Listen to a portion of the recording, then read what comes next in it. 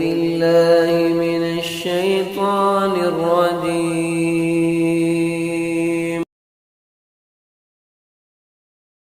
السلام علیکم ورحمۃ اللہ وبرکاتہ. الحمد للہ والصلاة والسلام علی رسول اللہ اما بعد. اللہ کے بندو، اللہ سے ڈرو جیسے کہ اس سے ڈرنے کا حق ہے. ولا تموتن الا وانتم مسلمون. اس حال میں تمہاری موت آئے کہ تم اسلام پر مضبوطی کے ساتھ جمے رہو. اے میرے مسلمان بھائیوں، ایک مسلمان اپنی روزانہ کی زندگی میں جس چیز کا اہتمام کرنا چاہیے اور جس کو اہمیت دینا چاہیے وہ ہے کہ اپنے تمام حرکات و سکنات، اپنے تمام اقوال و افعال میں نبی کریم صلی اللہ علیہ وسلم کی سنت پر عمل کرتا رہے. اس سے اس کی زندگی بہت ہی منظم ہوگی، مرتب ہوگی. اور آج اگر ہم اپنے معاشرے پر غور کریں تو بہت سارے لوگ نبی کریم صلی اللہ علیہ وسلم کی کئی ساری سنتوں کو چھوڑے ہوئے ہیں. ایسے وقت میں ان سنتوں کو پھیلانا، ان کی یاد دہانی کرنا، یہ بہت بڑی فضیلت والا کام ہے اور یہ اس کے لیے آسان ہے جسے اللہ تعالیٰ توفیق سے نوازے. آئیے آج کے خطبہ جمعہ اور آنے والے کچھ خطبوں میں نبی کریم صلی اللہ علیہ وسلم کی کچھ سنتوں کو ہم یاد کر لیں گے اور ان پر عمل کرنے کی کوشش کریں گے. ابن عباس رضی اللہ تعالیٰ عنہ فرماتے ہیں: ما یأتی علی الناس من عام الا احدثوا فیہ بدعۃ واماتوا فیہ سنۃ حتی تحیا البدع وتموت السنن. آنے والا ہر سال لوگ کسی بدعت کو ایجاد کرتے ہیں تو کسی سنت کو مٹا دیتے ہیں، یہاں تک کہ بدعتیں پنپتی ہیں اور سنتیں مر جاتی ہیں. ایسے ہی حالات پیدا نہ ہوں، اس لیے ہمارے سلف صالحین رحمہم اللہ نبی کریم صلی اللہ علیہ وسلم کی سنتوں کی بہت سختی سے پابندی کیا کرتے تھے. وہ سنتیں جو آپ صلی اللہ علیہ وسلم سے کبھی کبھار کرنا ثابت ہیں، ان کو زندگی میں ایک مرتبہ تو کرنا اپنے لیے کتنا اہم سمجھتے تھے. دیکھیے امام سفیان رحمہ اللہ فرماتے ہیں: ما بلغنی عن رسول اللہ صلی اللہ علیہ وسلم حدیث قط الا عملت به ولو مرہ. مجھے اللہ کے رسول صلی اللہ علیہ وسلم کی کوئی ایک بھی حدیث پہنچی تو میں اس پر ضرور عمل کرتا، اگرچہ کہ وہ ایک مرتبہ ہی کیوں نہ ہو. ذرا کسی غلط فہمی میں نہ جائیں کہ کچھ سنتیں ایسی ہوتی ہیں اللہ کے نبی کی جو پابندی سے روزانہ کرنے کی ہوتی ہیں، وہ چھوڑ کر صرف ایک بار کرتی، یہ مطلب نہیں ہے. اور مسلم ابن یسار رحمہ اللہ فرماتے ہیں: انی لا اصلی فینا علی وخلعہما اہون علی وما اطلب بذلک الا السنہ. میں اپنے جوتے چپل میں نماز پڑھتا ہوں، جبکہ چپل کھول کے، جوتے کھول کے نماز پڑھنا میرے لیے زیادہ آسان اور ہلکا ہے، لیکن میں اس کے ذریعے اللہ کے نبی کی سنت پر عمل کرنا چاہتا ہوں. تو جوتے میں نماز پڑھنا یہ اللہ کے نبی کی سنت ہے اس وقت جب کہ حالات ویسے ہوں. یہ نہیں کہ آج کل کے کارپیٹ کی مسجدوں میں جہاں سفید مصلی جانماز سجادے بچھائے ہوتے ہیں اور میں وہاں آ کر نماز جوتوں میں پڑھوں گا یہ نبی کی سنت ہے. نہیں، اللہ کے رسول کے زمانے میں کچھ بھی بچھا ہوا نہیں ہوتا تھا، زمین پر ہی کئی مرتبہ نماز پڑھنے کی نوبت آ جاتی تھی. تو اس بات کا خیال رہے، اور یہ بھی شرط ہے کہ جوتے میں کوئی گندگی لگی ہوئی نہ ہو. آئیے آج کے اس خطبہ جمعہ میں 12 سنتیں جو اللہ کے رسول صلی اللہ علیہ وسلم سے ثابت ہیں آپ کے سامنے رکھتا ہوں. ان پر عمل کرنے کے اللہ مجھے آپ کو سب کو نیک توفیق دے. پہلی سنت، جب بھی کسی گناہ سے توبہ کریں تو 2 رکعت نماز ادا کریں. ابو داؤد و ترمذی کی حدیث سے شیخ البانی رحمہ اللہ نے اس کو صحیح کہا. آپ صلی اللہ علیہ وسلم نے فرمایا: ما من رجل يذنب ذنبا ثم يقوم فيتطهر ثم يصلي ثم يستغفر الله الا غفر الله له. جس کسی آدمی سے کوئی گناہ ہو جاتا ہے، وہ اٹھتا ہے اور اچھی طرح وضو کر کے نماز پڑھتا ہے، پھر اللہ سے وہ اپنے گناہوں کی بخشش طلب کرتا ہے، اللہ اس کے اس گناہ کو معاف کر دیتا ہے. پھر آپ صلی اللہ علیہ وسلم نے سورہ آل عمران کی آیت تلاوت فرمائی: والذین اذا فعلوا فاحشة او ظلموا انفسهم ذکروا اللہ فاستغفروا لذنوبهم. وہ لوگ جب ان سے کوئی فحش کام سرزد ہو جاتا ہے یا اپنے نفس پر ظلم کرتے ہیں تو فوراً اللہ کو یاد کرتے ہیں، اور اپنے گناہوں سے استغفار کرتے ہیں. دوسری سنت، عشاء کی نماز کو دیر کر کے پڑھنا. عائشہ رضی اللہ عنہا سے روایت ہے، وہ فرماتی ہیں اعتم النبی صلی اللہ علیہ وسلم ذات لیلة حتى ذهب عامة الليل وحتى نام اهل المسجد ثم خرج فصلى فقال انه لوقتها لولا ان اشق على امتي۔ صحیح مسلم شریف کی اس حدیث میں عائشہ رضی اللہ عنہا کا فرمان ہے کہ ایک رات نبی کریم صلی اللہ علیہ وسلم نے عشاء کی نماز کے لیے تاخیر کی، یہاں تک کہ رات کا ایک اچھا خاصا حصہ گزر گیا، جبکہ مسجد میں جو نماز کے لیے آئے ہوئے انتظار کر رہے تھے وہ ان کی آنکھ بھی گویا کہ لگ گئی، ان کی آنکھ بھی لگ گئی، وہ نیند میں گئے۔ آپ صلی اللہ علیہ وسلم تشریف لائے، نماز پڑھائی، پھر فرمایا انہ لوقتھا، یہ اس کا اصل وقت ہے، اگر مجھے میری امت پر بار گزرے گا، ان کے لیے گراں گزرے گا، اس چیز کا ڈر نہ ہوتا تو یہی وقت مقرر کرتا۔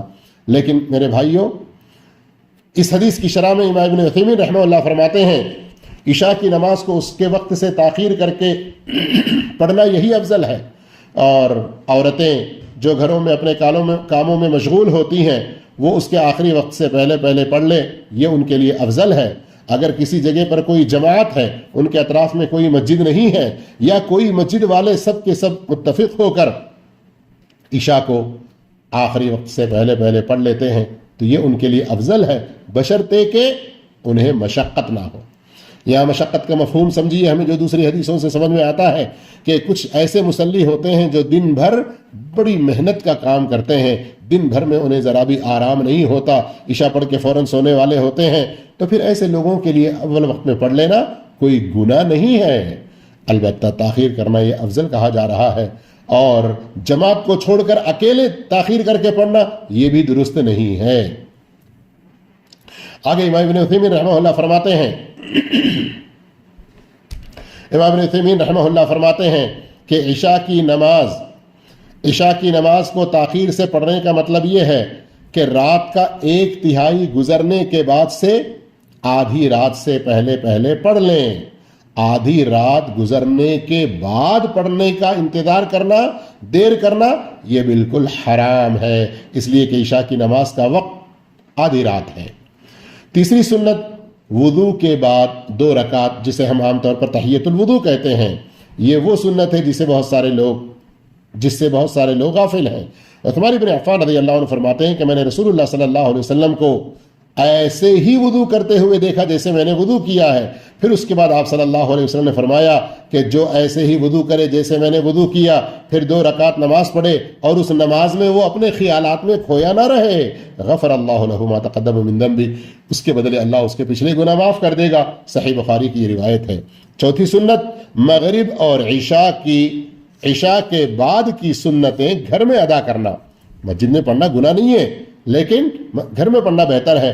عبداللہ بن عمر رضی اللہ عنہ سے روایت ہے، وہ کہتے ہیں میں نے نبی کریم صلی اللہ علیہ وسلم سے 10 رکعتیں یاد رکھیں، 2 رکعتیں ظہر سے پہلے، 2 رکعتیں ظہر کے بعد، اور 2 رکعتیں مغرب کے بعد گھر میں، اور 2 رکعتیں عشاء کے بعد گھر میں، ورکعتین بعد المغرب فی بیتی ورکعتین بعد العشاء فی بیتی ورکعتین قبل الصبح، اور فجر سے پہلے 2 رکعت۔ بخاری مسلم کی یہ روایت ہے۔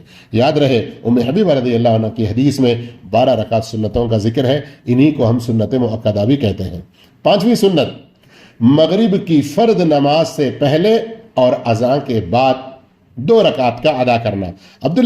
عبداللہ المزنی رضی اللہ عنہ سے روایت ہے، رسول اللہ صلی اللہ علیہ وسلم نے فرمایا صلوا قبل صلاۃ المغرب، مغرب کی نماز سے پہلے نماز پڑھو۔ 3 مرتبہ آپ صلی اللہ علیہ وسلم نے فرمایا، پھر تیسری مرتبہ کہا لمن شاء، جو چاہے۔ راوی کہتے ہیں کراہیۃ ان یتخذها الناس سنہ، آپ صلی اللہ علیہ وسلم نے یہ جو لمن شاء جو چاہے اس لیے کہا تاکہ لوگ ایک روزانہ کی پابندی والی سنت اس کو نہ بنا لیں۔ بخاری کی یہ روایت ہے۔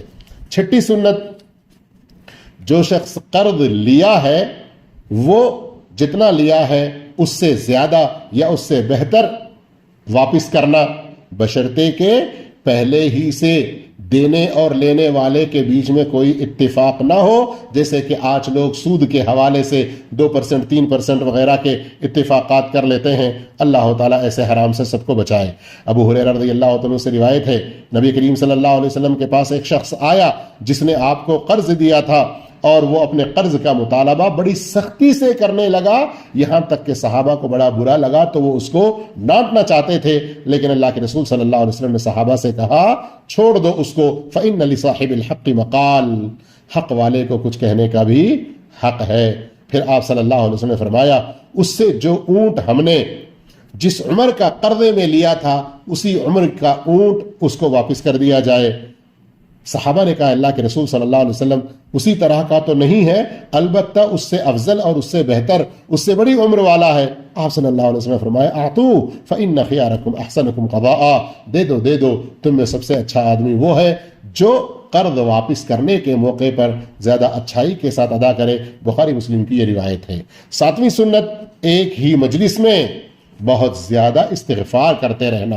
عبداللہ بن عمر رضی اللہ عنہ فرماتے ہیں ہم رسول اللہ صلی اللہ علیہ وسلم کی مجلس میں ہوتے تو ہم گنتی کرتے کہ آپ صلی اللہ علیہ وسلم رب اغفر لی وتب علی انک انت التواب الغفور 100 مرتبہ کہتے۔ اللہ اکبر، کیا مطلب اس کا؟ رب اغفر لی، اے میرے پروردگار مجھے بخش دے، وتب علی، مجھے توبہ کی توفیق دے، میری توبہ قبول فرما، انک انت التواب الغفور، بے شک تو ہی توبہ قبول کرنے والا اور تو ہی گناہوں کو بخشنے والا ہے۔ ابو داؤد و ترمذی کی روایت، اور شیخ البانی رحمہ اللہ نے صحیح کہا۔ 8ویں سنت توبہ کے موقع پر صدقہ کرنا۔ بخاری مسلم کی روایت میں کعب بن مالک رضی اللہ عنہ کے توبے کا جو قصہ ہے، اور ریاض الصالحین کے باب التوبہ میں بھی امام نووی رحمۃ اللہ علیہ نے ذکر فرمایا، اس کو تفصیل سے وہاں بھی پڑھ سکتے ہیں۔ اس کے اندر ہے کعب بن مالک کہتے ہیں میں نے کہا اللہ کے رسول صلی اللہ علیہ وسلم ان من توبتی ان اخلع من مالی صدقۃ الی اللہ و الی رسولہ صلی اللہ علیہ وسلم، اللہ نے مجھے میری جو توبہ قبول کی ہے اس خوشی میں میں اپنا مال اللہ اور اس کے رسول کے لیے صدقہ کرنا چاہتا ہوں۔ آپ صلی اللہ علیہ وسلم نے فرمایا تم اپنے مال کا کچھ حصہ اپنے پاس رکھ لو، یہ تمہارے لیے اچھا ہے، باقی کچھ حصہ صدقہ کر دو۔ امام ابن قیم رحمہ اللہ اس حدیث کی روشنی میں فرماتے ہیں کہ کعب رضی اللہ تعالیٰ عنہ کا یہ کہنا کہ اے اللہ کے رسول میری اس توبہ کی خوشی میں صدقہ کرنا چاہتا ہوں، دلیل ہے توبہ کے موقع پر صدقہ کرنے کی جو کچھ اس کے پاس طاقت ہے۔ 9ویں سنت کوئی دینی نعمت کسی کو نصیب ہو جائے تو وہ اس شخص کو جا کر اس کی خوشخبری دینا، مبارکبادی پیش کرنا، اور یہ چیز بھی ہمیں کعب بن مالک کے ہی قصے میں نظر آتی ہے۔ وہ کہتے ہیں فقام الی طلحۃ بن عبید اللہ یحرول حتی صافحنی وہنأنی، توبہ کی خبر جب آیتیں جب اتری تو اللہ کے رسول نے صحابہ کو سنائی۔ اس وقت کعب بن مالک وہاں موجود نہیں تھے، تو جن صحابہ نے سنا ان میں طلحہ بن عبید اللہ تھے، وہ فوراً وہاں سے اٹھے بھاگے اور کعب بن مالک کے پاس آئے۔ کعب کہتے ہیں انہوں نے مجھ سے مصافحہ کیا اور مجھے اس کی خوشخبری سنائی اور مبارکبادی دی۔ امام ابن قیم رحمہ اللہ فرماتے ہیں اس میں بھی دلیل ہے کوئی من تجددت لہ نعمت دینیہ، کسی کو کوئی دینی نعمت نصیب ہو جائے تو اس شخص کو جا کر مبارکبادی پیش کرے، اس سے جا کر مصافحہ کرے، جسے آج کل بہت سارے لوگ چھوڑے ہوئے ہیں۔ فہذہ سنت مستحبہ وہو جائز لمن تجددت لہ نعمت دنیویہ، ہاں اگر کسی کو کوئی دنیاوی نعمت ملی ہے جو حرام چیز کی نہیں ہے تو پھر ایسی صورت میں اسے بھی مبارکبادی دی جا سکتی ہے۔ 10ویں سنت وصیت کا لکھ کر رکھنا۔ عبداللہ بن عمر رضی اللہ عنہ فرماتے ہیں کہ نبی کریم صلی اللہ علیہ وسلم نے فرمایا ما حق امرئ مسلم لہ شیء یوصی فیہ یبیت لیلتین الا ووصیتہ مکتوبۃ عنده، جو کوئی مسلمان کسی چیز کے بارے میں وصیت کرنا چاہتا ہو تو 2 رات بھی ایسے نہیں گزرنا چاہیے کہ اس کے پاس وہ وصیت اس کی لکھی ہوئی نہ ہو۔ عبداللہ بن عمر کہتے ہیں کہ جب سے میں نے اللہ کے رسول سے یہ حدیث سنی ہے مجھے کوئی بھی چیز وصیت کرنی ہوتی تو وہ وصیت میرے پاس لکھی ہوئی ہوتی، 1 رات بھی بغیر لکھے ہوئے نہ گزرتی۔ یہ روایت بھی صحیح بخاری وغیرہ میں ہے۔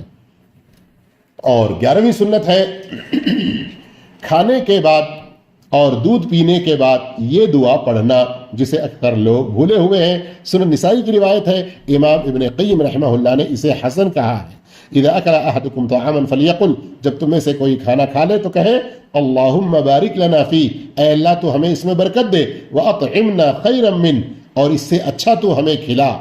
اور جب اسے کوئی دودھ پلایا جائے، دودھ پیے تو کہے اللہم بارک لنا فی، اے اللہ تو اس میں ہمیں برکت دے، وزدنا من، اور تو ہمیں اور زیادہ عطا فرما۔ پھر آپ صلی اللہ علیہ وسلم نے فرمایا فإنہ لیس شیء یجزئ من الطعام والشراب الا اللبن، کھانے اور پینے کے برابر کی اگر کوئی چیز ہو سکتی ہے تو وہ لبن دودھ ہے۔ 12ویں سنت، کھانے کے کچھ دانے نیچے گر جائیں تو اٹھا لینا، صاف کر کے کھا لینا، اور اپنی انگلیوں کو پونچھنے یا دھونے سے پہلے چاٹ لینا۔ نبی کریم صلی اللہ علیہ وسلم کا فرمان ہے اذا وقعت لقمۃ احدکم فلیأخذها، جب تم میں سے کسی کا کھانا کے کچھ لقمے گر جائیں تو وہ انہیں اٹھا لے، فلیمت ما کان بها من اذى، اسے کوئی چیز لگ گئی ہے تو وہ اس کو صاف کر لے، ولیأکلها، پھر اسے کھا لے، ولا يدعها للشیطان، کوئی کھانے کا ایک دانہ بھی شیطان کے لیے نہ چھوڑے، ولا يمسح يده بالمنديل، اور ٹشو پیپر سے اپنے ہاتھوں کو نہ پونچھ لے، حتى يلعق اصابعه، یہاں تک کہ وہ اپنے انگلیوں کو چوس لے، چاٹ لے، فإنه لا يدري في أي طعامه البركة، تم میں سے کوئی نہیں جانتا کہ کھانے کے کس دانے میں برکت ہے۔ تو اس طرح سے ان سنتوں کا ہمیں اہتمام کرنا چاہیے۔ اللہ ہم سب کو نیک توفیق دے۔ باقی سنتوں کے بارے میں انشاءاللہ اگلے جمعہ کے خطبے میں جانیں گے، اور یہ سرسری اور فوری طور پر ترجمہ کیا گیا ہے، اس لیے اگر کہیں کوئی لغزش ہو اللہ مجھے معاف فرمائے، آپ بھی رہنمائی کریں۔ والسلام علیکم ورحمۃ اللہ وبرکاتہ۔